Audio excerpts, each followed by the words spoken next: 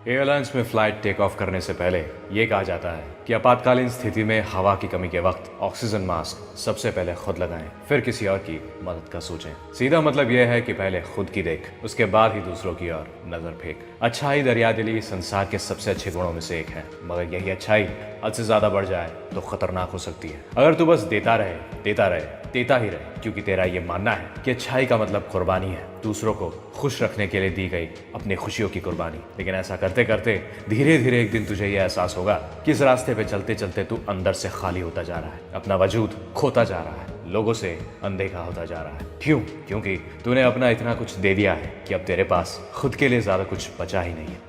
तो अपनी कोशिश में इतना मगन था ये देखने में कि बाकी सब सलामत है, उनकी जिंदगियां आसान है, यही देखने में तू इतना ज्यादा गुम था कि तू अपने ख्वाहिशें, अपनी खुशियों की ओर ध्यान देना ही भूल गया, खुद का ख्याल रखना ही भूल गया। यही वो वक्त है जब अच्छाई खतरनाक हो जाती है। तेरी आदत लोगों को बस ये दिखाएगी कि तेरी ख्वाहिश, तेरी खुशियां क्या है, किसमें है, ये जरूरी ही नहीं। तुझे क्या चाहिए इससे कोई फर्क नहीं पड़ता, तेरी भावनाओं की कोई इज्जत नहीं है। और धीरे धीरे ऐसा होते होते एक दिन तू खुद ही भूल जाएगा कि तेरी भी खुद की कुछ ख्वाहिशें, खुद के कुछ सपने हैं, खुद की भी कुछ खुशियां हैं। तो खुद खुश होना भी डिजर्व करता है। तो जिंदगी में हमेशा एक सीधा इंसान बनकर आगे नहीं बढ़ सकता। हर वक्त हर दूसरे इंसान को खुश करने के लिए रुकता रहेगा तो तू कभी आगे नहीं बढ़ पाएगा। सीधा बनना, अच्छा बनना, सबकी खुशी का सोचना, ऐसा हर वक्त करने की कोशिश में तू एक इंसान की खुशी भूल जाएगा, वो है तो खुद। तेरा वक्त, तेरे लक्ष्य, यहाँ तक कि तेरी इज्जत भी।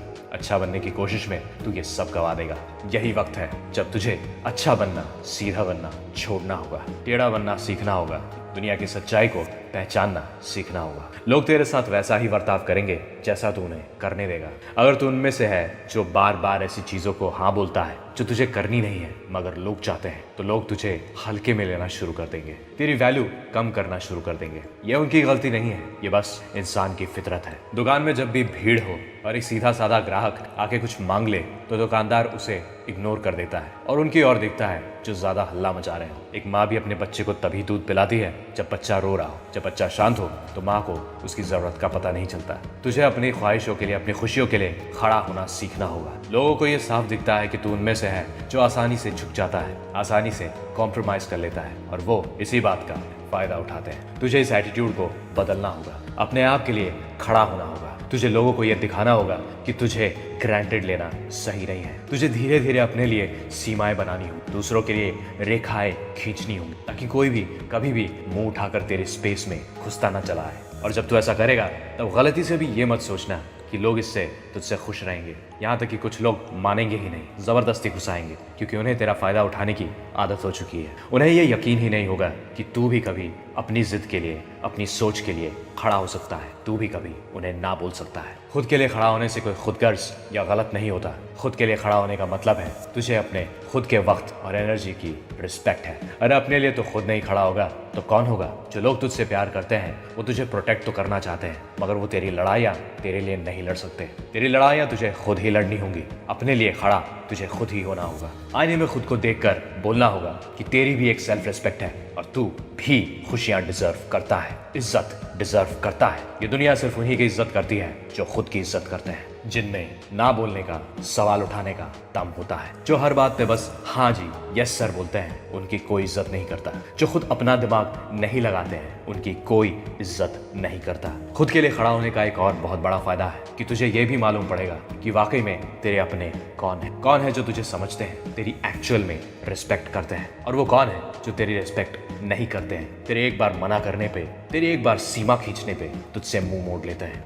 वो कर जो तुझे सही लगता है, वो नहीं जो दूसरों को सही लगता है। इस दुनिया को ऐसे लोगों की जरूरत नहीं जो अपनी जिंदगी की लगाम अपने हाथ में नहीं रख सकते। इस दुनिया को ऐसे लोगों की जरूरत है जो खुद की करने से नहीं डरते। जब तू ज्यादा अच्छा दिखने की कोशिश करेगा तो ऐसी चीजों के लिए भी हाँ बोलता जाएगा जो तेरी जिंदगी के उसूलों के खिलाफ है। बस दूसरों की खुशी के लिए तू अपनी ही आत्मा को दुखी करता जाएगा। दोस्त, इससे ज्यादा गलत इस दुनिया में और कुछ नहीं। और धीरे धीरे जब ये तेरी आदत बन जाएगी तब धीरे धीरे तू अपने ऊपर से पूरी तरह विश्वास खो देगा। हर छोटी बड़ी चीज के लिए दूसरों से अप्रूवल मांगेगा, दूसरों से परमिशन मांगेगा। तुझे ये पता होना चाहिए कि तेरे लिए क्या जरूरी है। ऐसी कौन सी चीजें हैं जिनमें तू कॉम्प्रोमाइज नहीं कर सकता। ऐसी कौन सी चीजें हैं जो तेरे लिए नॉन नेगोशिएबल हैं। ऐसी कौन सी चीजें हैं जिनमें तू समझौता नहीं कर सकता। इसी बात का पता होना ही तुझे ताकत देगी, ताकत कि तू अपने फैसले खुद ले सके, तब भी जब दूसरे तेरे साथ ना खड़े हो। जब तू जिंदगी अपनी शर्तों पे जीने लगेगा तो तू वैसे ही लोगों को अट्रैक्ट करेगा जो तुझे जिंदगी में और आगे लेकर जाएंगे, और जो लोग तुझे नीचे खींचना चाहते होंगे